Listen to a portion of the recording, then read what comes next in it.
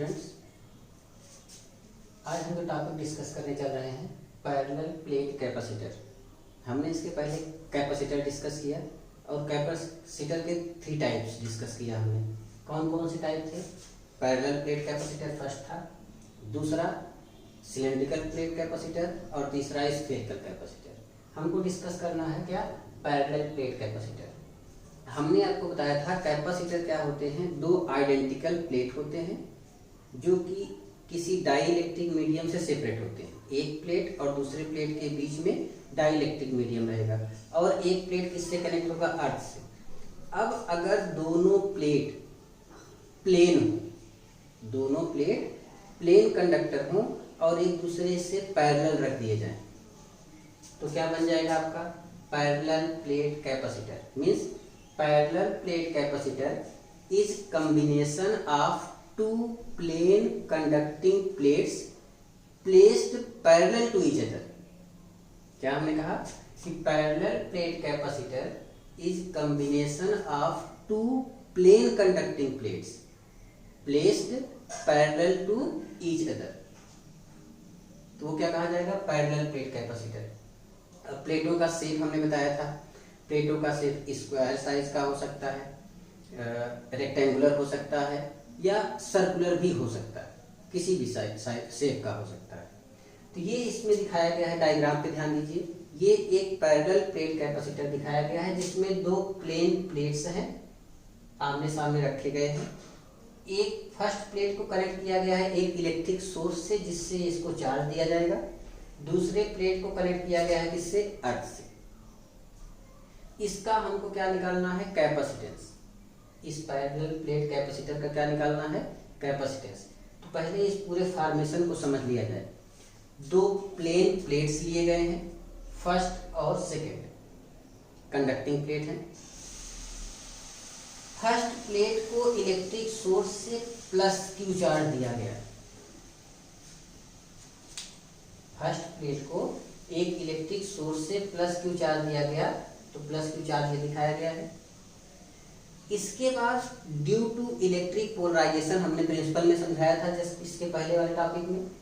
Electric polarization, इस plate के inner side पर माइनस क्यू चार्ज प्रोड्यूस हो जाएगा, आउटर साइड पर प्लस क्यू चार्ज प्रोड्यूस होगा।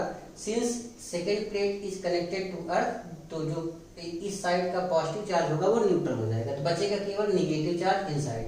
तो उसको ये दिखाया गया है अंदर माइनस चार्ज। अगर इस पर प्लस क्यू है तो इस पर कितना चार्ज आएगा? अंदर की ओर माइनस क्यू, बाहर की ओर प्लस क्यू रहेगा जो कि अर्थ से कनेक्ट होने के कारण न्यूट्रल हो जाएगा। ये फॉर्मेशन हो गया। दोनों प्लेटों के बीच का जो सेपरेशन है वो कितनी डिस्टेंस पर है? डी। हमने मान लिया दोनों प्लेट एक दूसरे से कितनी डिस्टेंस पर है? डी। अब प्लेटों के बीच में बिटवीन प्लेट्स कोई डाई इलेक्ट्रिक मीडियम रखा गया है, डाई इलेक्ट्रिक सब्सटेंस है जिसका डाई इलेक्ट्रिक कांस्टेंट कितना है? मान लेते हैं कि, तो क्या हमने कहा? In the diagram 2 plates parallel are placed parallel to each other. 2 plates of surface area भी मान लेते हैं। Suppose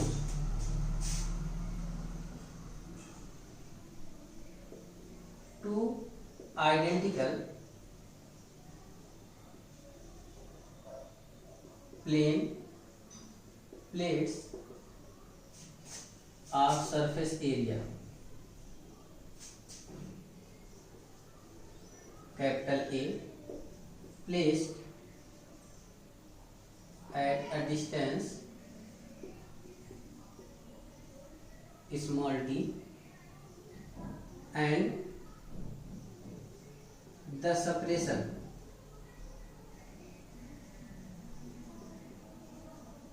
is filled by a dielectric substance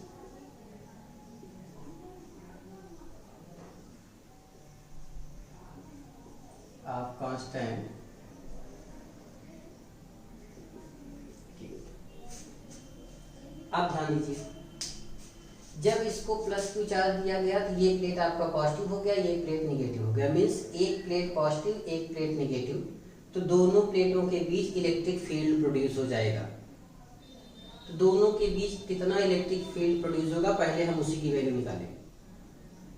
तो पहले मान लेते हैं इसका दोनों प्लेटों का सरफेस एरिया हमने कितना कंसीडर किया है, ए। कितना हमने कंसीडर किया, ए।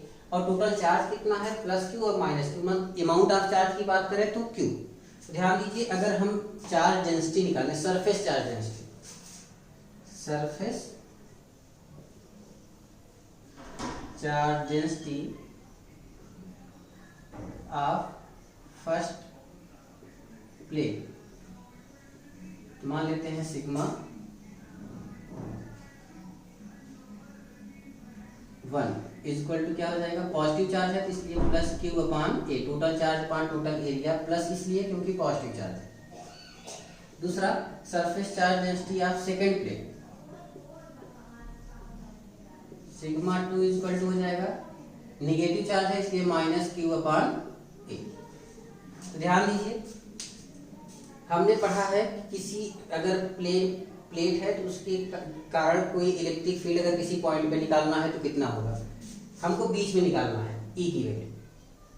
तो पहले हम इस प्लेट के कारण इलेक्ट्रिक फील्ड निकालेंगे, फिर इस प्लेट के कारण निकालेंगे, फिर डायरेक्शन देखेंगे, फिर उसके बाद उसी के अकॉर्डिंग हम आइडिया सब्सट्रैक्ट करेंगे। मान लेते हैं फर्स्ट प्लेट के कारण electric field due to first plate E1 मान लेते हैं, इज इक्वल टू क्या हो जाएगा, फार्मूला होता है sigma upon K epsilon, sigma upon K epsilon not a, नहीं सॉरी, ये होगा। अगर सिग्मा क्या है, चार्ज डेंसिटी, तो E1 इक्वल टू हो जाएगा sigma upon K epsilon not. ये फर्स्ट प्लेट के कारण हो गया। डायरेक्शन क्या हो जाएगी, away from the positive charge होता है, तो ये पॉजिटिव चार्ज है तो इससे दूर होगा, means first to second, direction 1 to 2। दूसरी बात करते हैं electric field due to second plate, मान लेते हैं E2 इक्वल टू क्या हो जाएगा, इसमें भी हमने केवल क्या कहा था, सिंस दोनों की वैल्यू सेम है तो आप इसको सिग्मा मान सकते हैं, केवल साइन चेंज है, साइन से हमको मतलब नहीं। जब हम इलेक्ट्रिक फील्ड की बात करते हैं साइन कंसीडर नहीं करते, क्योंकि इलेक्ट्रिक फील्ड वेक्टर क्वांटिटी होती है। तो यहाँ पे क्या हो जाएगा, sigma upon K epsilon not, ये भी होगा क्योंकि दोनों पर चार्ज डेंसिटी की वैल्यू सेम है। इसकी डायरेक्शन देख लेते हैं, इलेक्ट्रिक फील्ड की वैल्यू क्या होती है, away from the positive charge towards the negative charge. इसके कारण निकालेंगे इससे दूर आएगा अवे, लेकिन ये नेगेटिव है, इसके कारण निकालेंगे, यहाँ पे निकालना है दोनों प्लेटों के बीच में, तो टूवर्ड्स द नेगेटिव चार्ज। तो इसके कारण E1 की जो डायरेक्शन होगी वो ये हो जाएगी, और E2 इसके कारण निकालना है तो टूवर्ड्स द नेगेटिव चार्ज, इसकी भी डायरेक्शन यही हो जाएगी, मीन्स ये भी क्या हो जाएगा 1 to 2। तो E1 और E2 दोनों की डायरेक्शन सेम है, तो जब रिजल्टेंट आप निकालेंगे तो दोनों ऐड हो जाएगा। क्या हो जाएगा, therefore total electric field E equal to हो जाएगा E1 प्लस E2, वैल्यू निकाल लेते हैं भाई, therefore E equal to sigma upon K epsilon naught plus sigma upon K epsilon not. आगे बढ़ते हैं, दोनों सॉरी यहाँ पर होता है 2 के एप्सिलॉन नॉट। प्लेन शीट होती है, पतली प्लेट होती है, तो थिन जब प्लेट होगी, थिन प्लेट के लिए 2 होता है, तो ये हो जाएगा आपका 2 के एप्सिलॉन नॉट। अब आगे बढ़ते हैं, दोनों को ऐड करेंगे तो आ जाएगा 2, यहाँ से हट जाएगा sigma upon K epsilon not, हटेगा कैसे, यहाँ पे आएगा 1/2 प्लस 1/2, दोनों ऐड हो जाएगा तो हो जाएगा 1। देयरफॉर कितना हो जाएगा, E is equal to sigma upon K epsilon naught. तो सिग्मा इज इक्वल टू कितना होता है, Q अपान A, प्लस या माइनस कंसीडर नहीं करेंगे, but E is equal to sorry E sigma is equal to Q upon A, therefore E is equal to कितना हो जाएगा, Q upon K epsilon not into A। ये आ गया electric field की value between both plates. हमको निकालना क्या है, कैपेसिटेंस। कैपेसिटेंस का फार्मूला होता है C=Q/V। यहां से पहले हम इलेक्ट्रिक फील्ड हमने निकाला, अब इलेक्ट्रिक फील्ड से निकालेंगे V की वैल्यू। ध्यान दीजिएगा, इलेक्ट्रिक फील्ड का फार्मूला होता है in terms of potential difference. अगर दो प्लेटों के बीच का पोटेंशियल डिफरेंस D है और बीच में इलेक्ट्रिक फील्ड E है, बट E होता है potential difference upon separation distance. ये फार्मूला याद किए रहिएगा। इलेक्ट्रिक फील्ड होता है पोटेंशियल डिफरेंस अपॉन सेपरेशन, जितने डिस्टेंस पर दोनों प्लेट रखे गए हैं। यहाँ से V की वैल्यू हो जाएगी E इंटू डी। E की वैल्यू यहाँ से पुट कर लेते हैं भाई। देयरफॉर V हो जाएगा E की value Q upon K epsilon naught A और इंटू टी। ये आ गया पोटेंशियल की वैल्यू। देयरफॉर ये फार्मूला आपके पास कैपेसिटेंस का है। कैपेसिटेंस C हो जाएगा Q अपॉन V और C Q अपॉन V की वैल्यू कहाँ पे है, ये यहाँ से पुट कर दीजिए यहाँ पे। तो ये हो जाएगा Q इंटू डी। अब पूरे का अपॉन में क्या है K epsilon naught A। Q से Q कैंसिल हो जाएगा, यहाँ D बचेगा, ये पूरा टर्म ऊपर चला जाएगा। देयरफॉर C हो जाएगा K epsilon naught A upon D।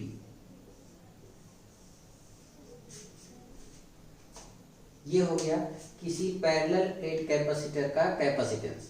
अगर प्लेटों के बीच का जो टोटल स्पेस है उसमें कोई डाइलेक्ट्रिक सब्सटेंस रखा जाए जिसका डाइलेक्ट्रिक कांस्टेंट K है, तो उसके कैपेसिटेंस की वैल्यू ये। तीन फैक्टर पे डिपेंड करता है, डाइलेक्ट्रिक सब्सटेंस पर, एरिया पर, डिस्टेंस पर, सेपरेशन। ये हमने इसके पहले टॉपिक में भी डिस्कस किया हुआ था। ये हो गया जब कोई डाइलेक्ट्रिक सब्सटेंस रखा जाएगा। हमने आपको बताया है या आपने पढ़ा होगा पिछली क्लासेस में कि एयर जो होता है वो भी एक तरीके का डाइलेक्ट्रिक सब्सटेंस होता है। एयर भी क्या होता है, डाइलेक्ट्रिक। मीन्स यहाँ पर अगर डाइलेक्ट्रिक सब्सटेंस के स्थान पर एयर हो तो कितना होगा, एयर के लिए K होता है 1। ध्यान दीजिएगा, एयर के लिए K की वैल्यू क्या होती है 1। तो अगर हम K की वैल्यू फॉर एयर और वैक्यूम की बात करें तो ये हो जाएगा फॉर एयर और वैक्यूम K 1। देयरफॉर कैपेसिटेंस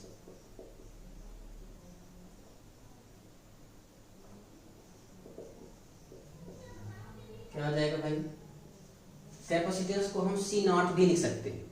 अगर एयर फिल है तो उसको C0 भी लिखा जाता है। तो C0 हो जाएगा K के स्थान पे 1 हो जाएगा, तो epsilon naught A upon D। ये जब कोई डाइलेक्ट्रिक सब्सटेंस रखा गया है जिसका डाइलेक्ट्रिक कांस्टेंट K है, उसके लिए कैपेसिटेंस।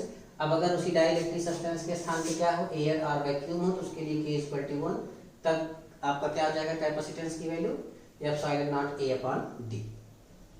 अब एक और जो इसमें एक कंडीशन अप्लाई की जाती है वो ध्यान दीजिए आप।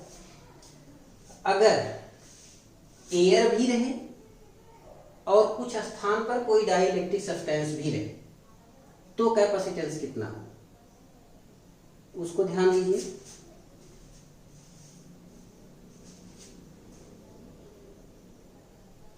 डायग्राम पे ध्यान देते हैं, थोड़ा सा डायग्राम उसका हम बना दें।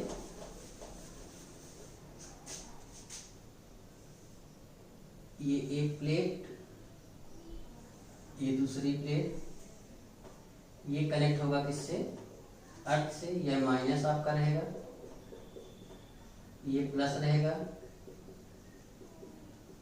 ये आपका किसी सोर्स से कनेक्ट होगा। ये जो टोटल स्पेस है D, इसमें मान ले रहे हैं कुछ पार्ट ऐसा है ये जिसमें कोई डाइलेक्ट्रिक सब्सटेंस रखा गया है जिसका डाइलेक्ट्रिक कांस्टेंट है K, और इसकी जो विड्थ है, मतलब कितनी विड्थ का डाइलेक्ट्रिक सब्सटेंस रखा है। टोटल डिस्टेंस तो D है दोनों प्लेटों के बीच। इस D डिस्टेंस का इतने भाग में क्या रखा गया है, डाइलेक्ट्रिक सब्सटेंस। ये मान लेते हैं स्मॉल t। D डिस्टेंस के कितने भाग में, T भाग में क्या रखा गया है, कोई डाइलेक्ट्रिक सब्सटेंस रखा गया है जिसका डाइलेक्ट्रिक कांस्टेंट कितना है K। तब इसका कैपेसिटेंस कितना होगा।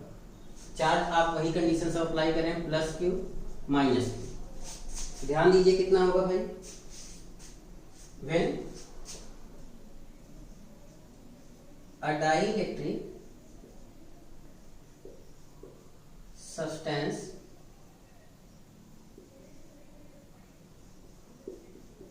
K of width small t is placed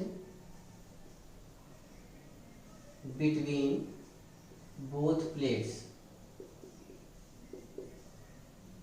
यानी कैपेसिटेंस आपका यहाँ पे खत्म हो गया। ये एक कंडीशन है कि अगर कुछ भाग में कोई डाइलेक्ट्रिक सब्सटेंस रखा गया है, बाकी में एयर और वैक्यूम है, तो कैपेसिटेंस कितना होगा। Formula C equal to epsilon naught A upon D minus T और प्लस T अपान K। ध्यान दीजिएगा, क्या हमने दिखाया इसमें। अब चाहे तो इसी से आप ये वैल्यू भी ला सकते हैं।